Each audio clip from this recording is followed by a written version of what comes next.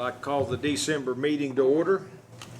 I'm looking to see if we have any of the public here to make any types of comments or ask any questions. Seeing none, I'm going to move on then to item number 3 on our agenda, which is the approval of the minutes from our prior meeting. And we've all had the opportunity to review those. Do I hear any additions or corrections? Hearing none, I'll ask for a motion and a second for the approval of the meetings of our November 12th meeting. So moved. I second. All those in favor say aye. Aye. Any opposed by a like sign? Let's move on to item number 4. We've all had the opportunity to review the vouchers. And again, I would ask for any questions or comments in regards to the vouchers. Hearing none, I would ask for a motion and second for the approval of the vouchers. Move we approve the vouchers. Second. We have a motion and second. All those in favor say aye. Aye. Any opposed by like sign? Okay, this is where we get to turn it over to Mr. Fagan for review and approval of the monthly reports for the month of October. Thank you, Mr. Chairman. In front of you, you've got the revenue and expense summary for the year. This is 4 months into it, so you're basically 1/3 into it. And if you look down this budget column down through here, that's holding pretty true. 33% revenue, 33% power costs, 33% operating maintenance. 35% contribution and debt expense. Net income's up at 41%. Part of that is the fact that 1% makes a lot of difference in the when you're dealing with numbers this big, and the other is our revenue less power cost is about $54,000 ahead of where we expect it to be, and our this $99,000 in operating maintenance expense is under where we expected it to be. So you put those together and you're ahead of the forecast. I will say, with this mild November and mild December that we've started out, look at your degree days here. The red is last year, the yellow is the 5-year average, and the blue is this year. You see where our November hit. So I'm not anticipating a big number of sales there, and that's where that demand can get us. That demand charge can really impact our revenue less power cost. In December is with 70-degree weather this weekend, I'm thinking it's not going to be that pretty a sight either. So we're ahead of the forecast, but I'm cautiously optimistic about that. I'll say it that way. The water and sewer department, again, a third into the year, you look down through there, 34%, 35%, 33%, 32%, really doing good. There, we're $73,000 ahead of the forecast. In income before capital contributions, we have those 2 huge capital contributions, one being the $49,000 for the pump station at Duraline out in Carden Farm, and the other being the apartment complex going in up here by the high school, and those 2 together puts us $84,000 ahead of the expected capital contributions. In the way the state has its account for that now, that goes to the bottom line. So water department is doing really well. Water and sewer department's doing really well. Our expenses, operating expenses there are $36,000 under where we expected to be at this time. So I mean, all is well in both departments, I'll put it that way, and I'll get into more detail if you want me to. Gentlemen, would you like to have more detail? No, I think that's a good warning for November and December. He hedges his bet. Well, I think we would all kind of hedge it on it this time because, I mean, like you say, I got this sweater vest on, but I'm wearing a coat today. And I mean, it's the 10th day of December and I don't have a jacket on and I didn't feel like I needed it. So we know that we are not going to be selling a whole lot of electricity days like we're having today, and even warmer as the weekend moves upon us. A lot of Christmas lights. That's what we're hoping for, and I got a lot down my end anyway. It's extremely rare to have cooling degree days in December. And guess what? We're gonna have some. Well, I was gonna say, we may have some this weekend, yeah, for sure. Okay, hearing no questions, again, I'll ask for a motion and second for approval for the monthly reports. So moved. Second. Have a motion second, all those in favor say aye. Aye. Aye. Any opposed by like sign. Let's move on to item number 6, that's our project status report. We'll start with the electric. Mr. Bowles. Thank you so much, Mr. Chairman. Your project status of your major projects for your electric department. We have 3 that we're tracking for you right now. The Eagle Bend job, right over here next to J.C. Park and down Eagle Bend Drive, it's going well. Work's being done by our own forces. One section of that line is now completely installed. We virtually have all the poles set for the project, and we're going to be stringing our neat little aerial cable down Eagle Bend Drive shortly before Christmas. So we're on schedule, and things are looking real good with that project. Blockhouse Valley, things are on schedule as well. By Friday of next week, we'll have all the tree trimming and right-of-way cleared. We have one section of line in, and we'll be starting on setting the remainder of the poles that we've not been able to set due to the right-of-way clearing operation shortly after the first of the year. And the bad poles, we have our Contractor Service Electric Company. They started construction on that, and they've begun changing out the 209 poles that are ahead of them. And we let them go on an ice storm. If you saw some pictures in Pennsylvania, they got hit really hard. And so we released our contractor to help those folks, and we should have them back next week.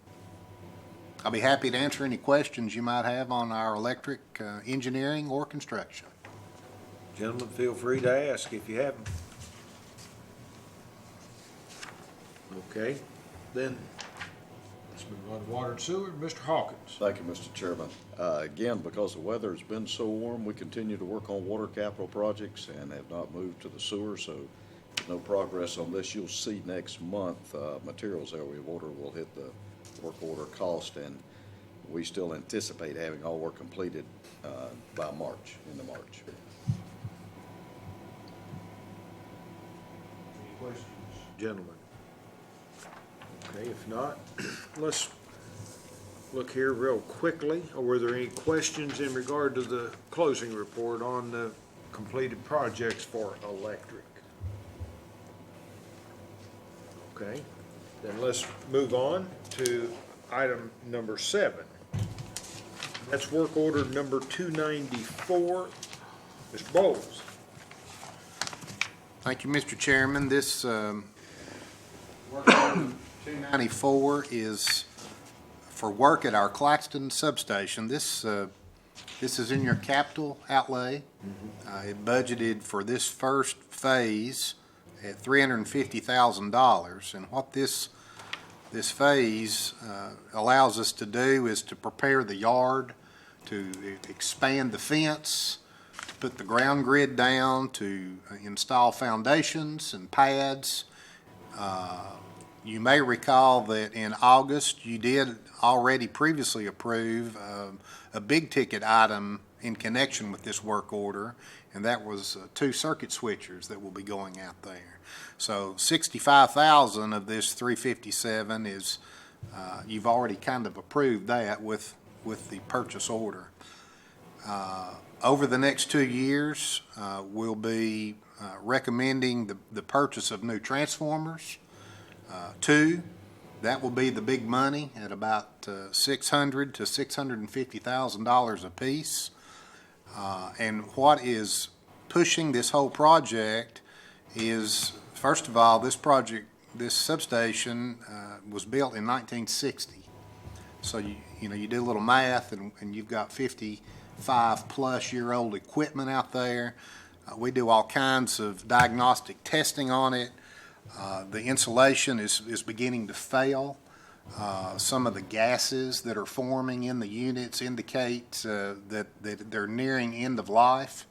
We've already had to take remediation type actions on the regulator on 3 different occasions in order to dry it out. That's kind of like having a blood transfusion to a dying patient. It kept them alive, but these things are going down. In my estimation, we're going to have enough time, or else I would be much more concerned and have much more of an alarmist type tone in my voice. But I believe our time frame is good. I believe we've timed it well. And over again, the next couple of years, our biggest expenses will be the purchase of the transformers, and we'll try to stage those so as not to have such a tough financial impact in any one fiscal year. So this is the groundwork, the prep work, all the engineering, the figuring that we have had to do in order to come up with the designs, the analysis, the structural integrity of the station, and we ask for your approval in order to proceed with this very important project for us.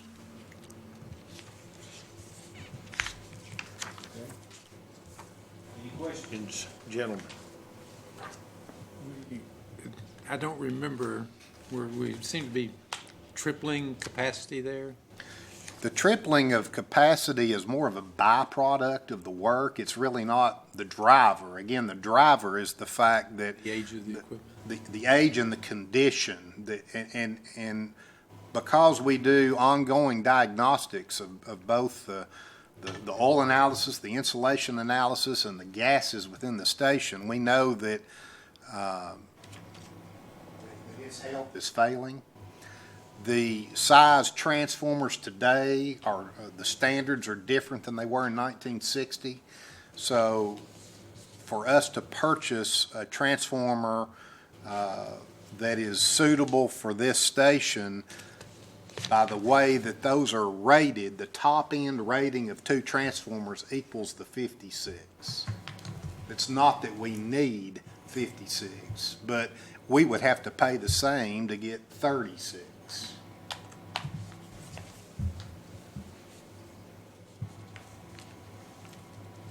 Al, any questions? No, sir. Okay. Well, how about a motion and a second then for work order number 294? I move we approve the work order. Second. All those in favor say aye. Aye. Aye. Any opposed by like sign? All right, let's move on then to item number 8, which is the approval of the industrial power supply contract with 3M, and of course that's electric. Ernie, I'm gonna let you bring us up to speed, address us on that power contract. Thank you, Mr. Chairman. This is really good news, and we always like to bring the new customers, the large customers to you so that you can share in our elation of bringing these folks on board.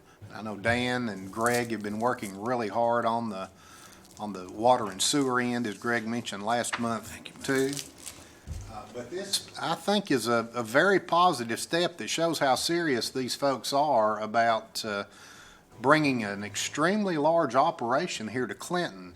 If you flip over, Dudley, about 2 sheets right there. Yeah. Let me say that if this were a startup company, I would almost laugh right now because of how ridiculous I would think those numbers were. But the fact that this is 3M company and they're worldwide, and it's not like this is their first rodeo, I'm excited about these numbers. I still think they're a little overzealous, but to put it in perspective, if they build out as they have contracted with us to build out, That translates to 14.6 megawatts of demand. They will be CUB's and always will have been CUB's largest customer by about a factor of 1.5. So this is, has the potential to be an extremely large customer at build out. For the first couple of years, they're still going to be a fine customer, no doubt, but they're going to be very much more like their sister industries that are in the parks out there. Really nothing that makes them stand out until you get to about the third year. So we're hopeful that they adhere to this schedule. They've certainly had consultants working with our people, and they feel very good about these numbers. So we've got the power to sell it to them. We've got the infrastructure out there ready to give it to them, and we couldn't be happier. So we wanted to share this with you, and we ask for your approval to execute this industrial power contract with 3M and welcome them to Clinton. Any questions, gentlemen? I'm sure we're all quite excited about this. This is a great thing. This is a great thing for not only our utility, but for our town. Absolutely. Okay. I need a motion. I need a second. Make a motion that we approve the industrial power supply contract between CUB and 3M Company. I'm a big fan of 3M. I used to work with them quite a bit up in Minneapolis, and so I'll happily second. A happy second. All right, same here. All those in favor say aye. Aye. Aye. Any opposed by like sign?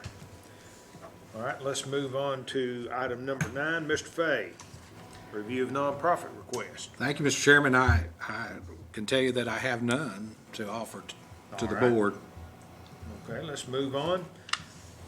And we will allow you then to discuss other items through other business that need to be brought to our attention. Thank you, sir. Since we had just talked about 3M, I want to tell you that we're still working with them to get a formal commitment to our capital project in wastewater. We're optimistic that that'll move forward, but it's going to take some financial commitment for them to do that, and for us to move forward. We're at a standstill. I told Dan today at lunch that we essentially don't have a battery in the little car anymore. And until they give us a battery to put in there, we're stopped. And that we look forward to maybe before the end of this year that we'll get some kind of a commitment on that. We, as you know, we've been working hard to cobble monies together in order to meet this significant project, which is well over $2 million, in order to assure that our ratepayers won't be shackled with that improvement, and it will go back to the industries that are going to benefit from that, and certainly 3M will be the lion's share of that.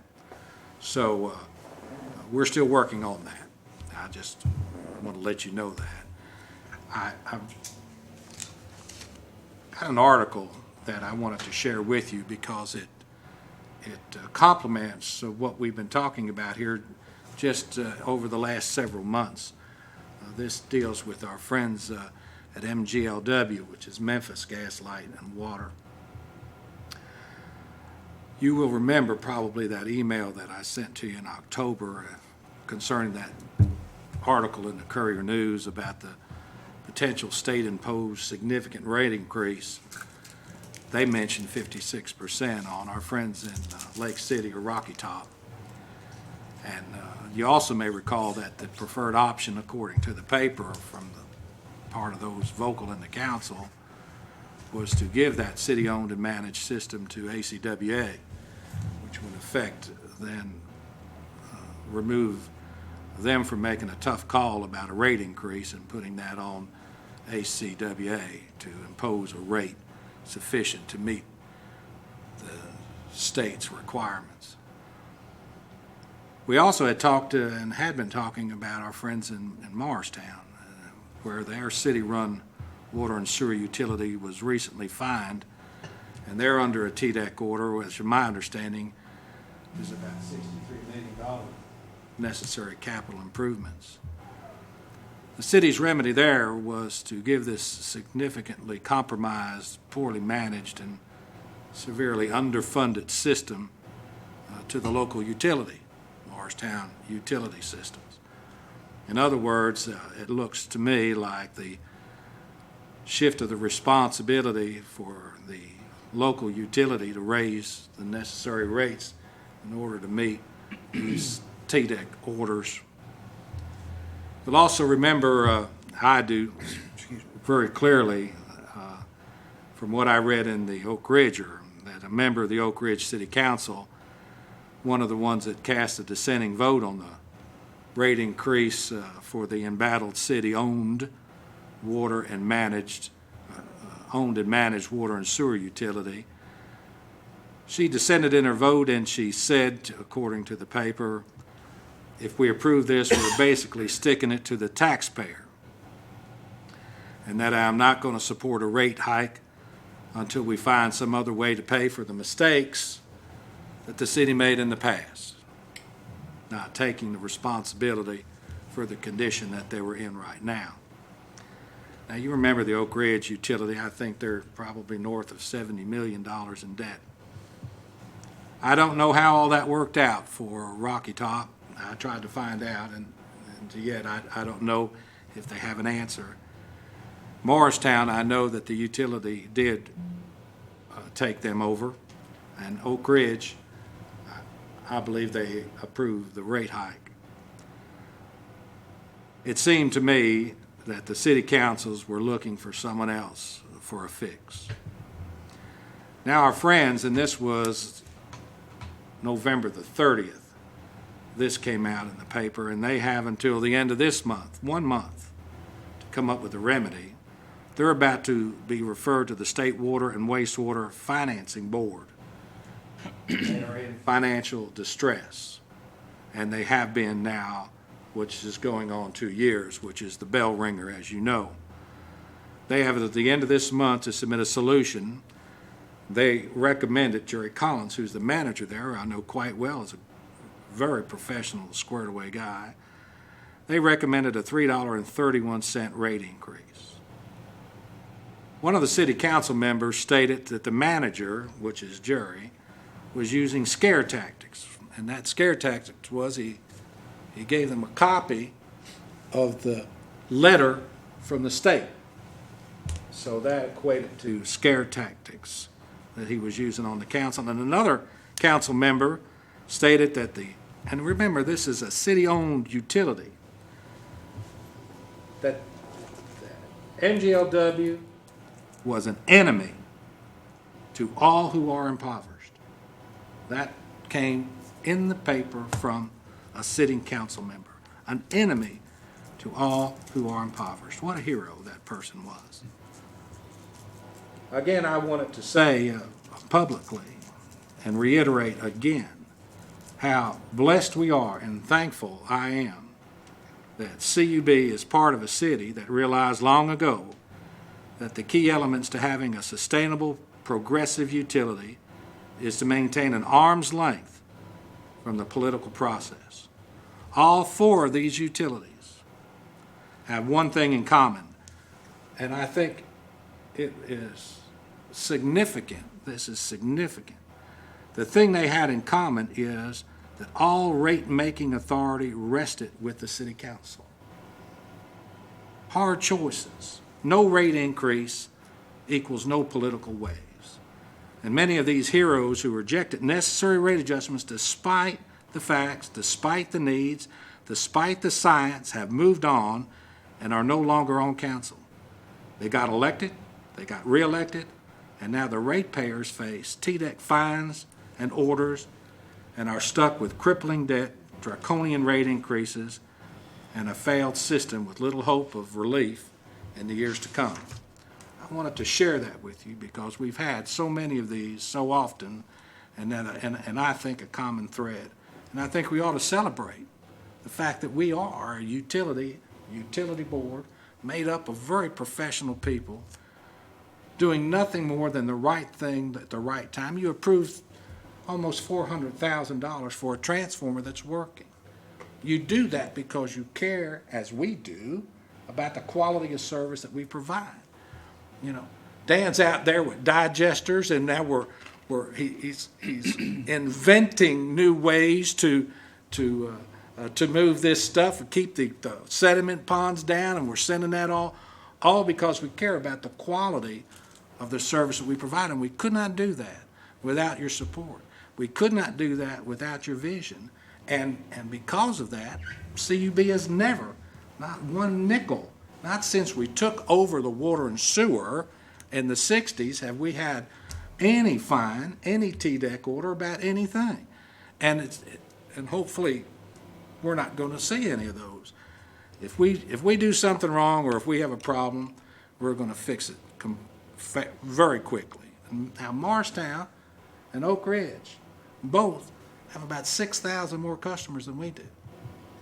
Now, if they're $40 million in debt, or $50 million in debt, or $70 million in debt, I'm thinking whatever that is, it's a lot of money. We are zero in debt. We have no debt. And I'm very thankful for that. Mr. Chairman, next month, not next month, but it could very well be, because we're working hard with our attorney. Yes, sir. Our personnel policy manual needs some updates in it. Specifically, this ACA, we need verbiage to address the Affordable Care Act. So periodically, what we do over the years, I think we gather a lot of small issues up, but this one can't wait. Generally, we try to get a bunch and then do them all at once. So we have some, but this the thing that's pushing us pretty hard is this compliance with the Affordable Care Act. As soon as the attorneys, because they're working on it, as soon as they get a working copy, we'll go over that with them, and when we do, we're going to have them come in here, and then they can go over the changes. And what I intend to do is, if it's possible, if it's practical, for those areas that we just wordsmith, I'll give you a copy of the old, and then I'll redline those things that are new. But some sections are going to be completely new. One of the things that we're looking at, and our attorneys will help us with that, some of our sister utilities have adopted this. We have not as of yet, but we're looking to do that if it pans out as we understand. FEMA has provided an opportunity for some of our salaried people. Now remember, we've got our construction foremans and things like that are salary, not hourly like our linemen are, and our dispatching. Some of the folks that are involved in that on these major storm events, they can work 35 straight hours. We've got places for them to rest, and then we give them so many hours off, and then they're back on. Any event that is either state or federally declared a disaster qualifies us for FEMA dollars. And FEMA has put a provision in that will allow us to recover 80% of all of our compensation to these individuals. Where what we do now is we try to give them time off to offset, this time, which is a burden on us since we're not heavy with these personnel. These are some key folks. So my intention is, if FEMA will cover 80% of their rate, then I would rather pay them than give them time off and then collect from FEMA. But this will only be for disaster events that qualify for FEMA dollars. If they don't, then it's just a long night, because generally a disaster of this magnitude will normally qualify for FEMA events. But this, it won't give salary employees time and a half.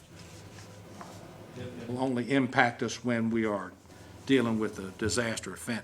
So that's what I plan to put forward if our attorneys tell us that that's as we understand it. We have made an effort to, switching horses now, we've made an effort to value our customers and our capital. We've got plant out there in our water and sewer. And as I told you last month, our friends at ACWA, as they move forward in their construction, they're going to cross over one of our very small stations, which impacts only 4 of our wastewater customers in Claxton. And they want to put that as part of their process of putting a substantial station there. So they're looking to take over that station and to take over those 4 customers associated with that. Now, this is a precursor to what I believe is going to be their desire to take over all of the wastewater customers in Claxton.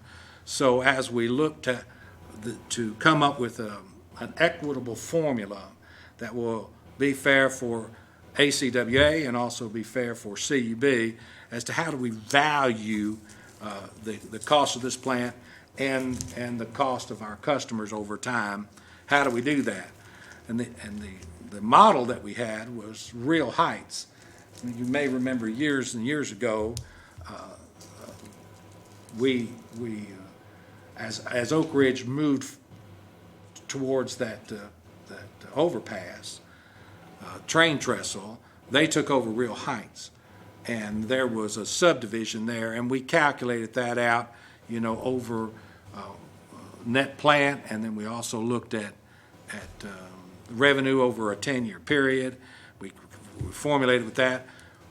We went and we've looked back at that. I mean, that's the only template that we have to look from. And I want to make sure that that's still appropriate and valid. So we talked to MTAS, who what a great organization they are, and they're just a wealth of knowledge and so responsive. So we really like MTAS. They were not really able to help us much in this, although I would think that this kind of thing may happen. It's certainly going to happen more and more. What they're telling us is there are mergers, and generally it's just not part of the system, it's the whole system. So there's a difficulty in that. So the bottom line is, I don't have any real way to come up with an answer. So we've asked our consultant, Chris Mitchell, to help us come up with the methodology to value these things out, and that when they've done that and we agree with that, then I'll bring it to you all to approve that methodology, and then I can give them a cost for this transfer, and because we'll be recommending that we do it on this station and these 4 customers, I just don't know what to charge them. So he is, like I say, I think he has 67 utilities that he represents. So we ought to get something that is at least defendable and equitable. And unless there's any questions on any of that, that's all I have, and it's 6:05. Any questions, gentlemen? Do you have any general feel yet for the impact of Obamacare on? Substantial, overall, how it affects us will be different than how it affects many others, because we make an effort not to try to sidestep. We have and we deal with part-time employees.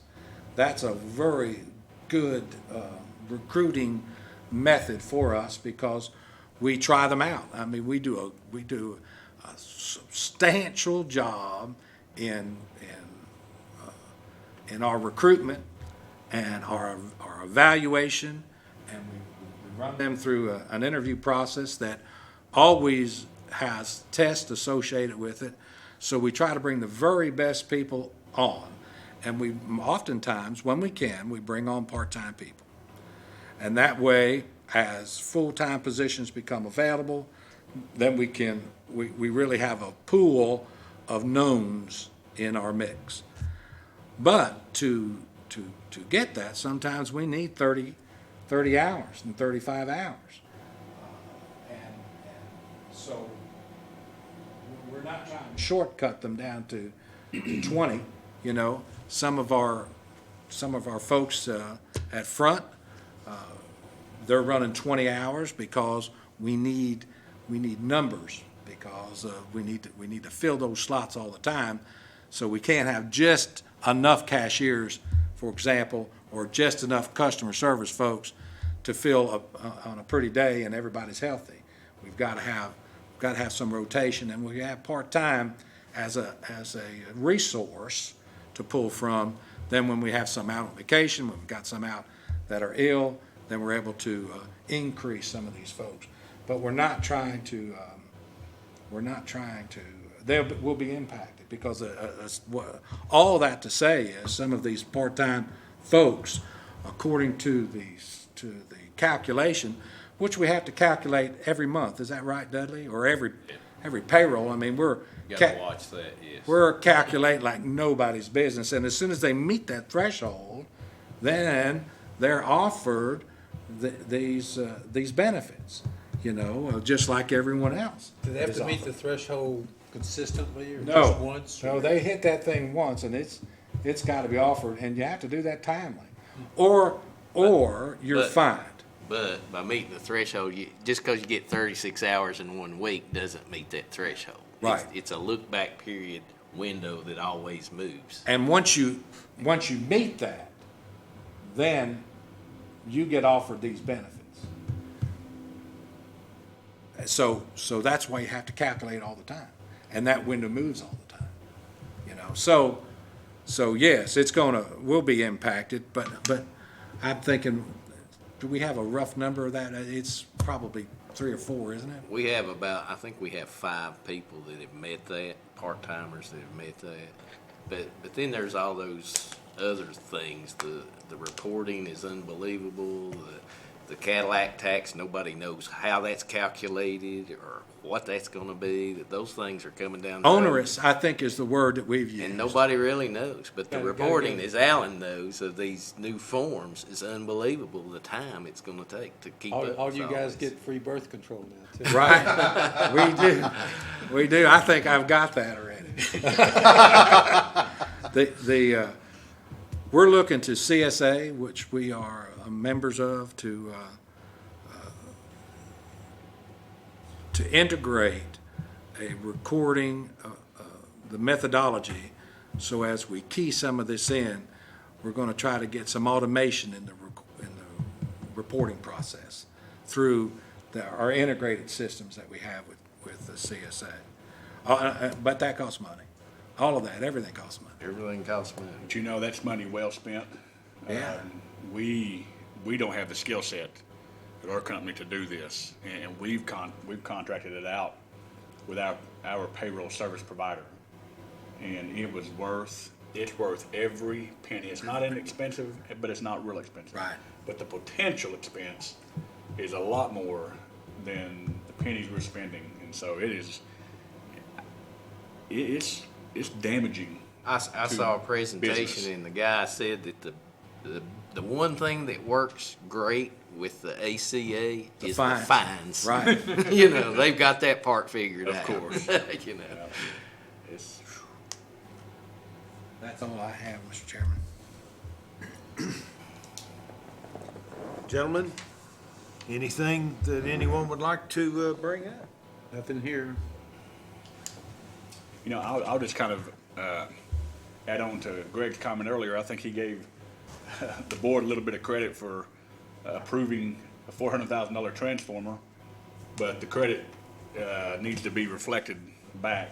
The reason we can approve unanimously a $400,000 transformer is because of the management and their stewardship of the system, the financials, and so really just a hat off to you gentlemen and the ladies involved as well.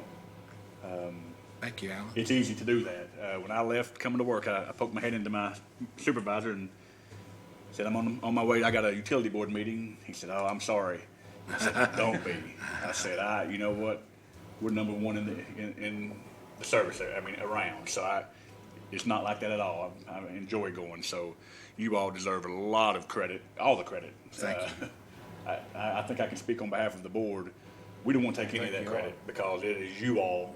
We can't do it without you. Well, That's a fact, and I'm just happy we're not trying to talk to somebody that's trying to get elected. You know? But my point to that to say congratulations on a great year as always, and it's an honor and a privilege to sit on this board with just distinguished professionals as you are. Thank you. Thank you. I was gonna say, y'all have heard me say, I feel like it's an honor to chair the best run out of the 155 power distributors in the TVA system. And I truly feel that way. And I will reiterate what Alan said, and that is we have confidence that the things that we approve, while we know we have to do it, and you guys come here and ask us, and we review it, we have the confidence that you're not asking us to approve something that is not needed for the viability of the utility, which if we have to make a rate adjustment or something, we do that. But we do it knowing that we're trying to keep things, and I think the fact that we are, from a pricing standpoint, the leader of any contiguous area that I'm aware of. By a long shot. A long shot speaks to the fact that we've got the confidence that you're going to lead us correctly. And again, I'm like Alan. Thank you all. I hope everyone has a Merry Christmas. I hope that you get to see your families. And thank you again for professionalism. Thank you. Thank you. And if nothing else, let's Positive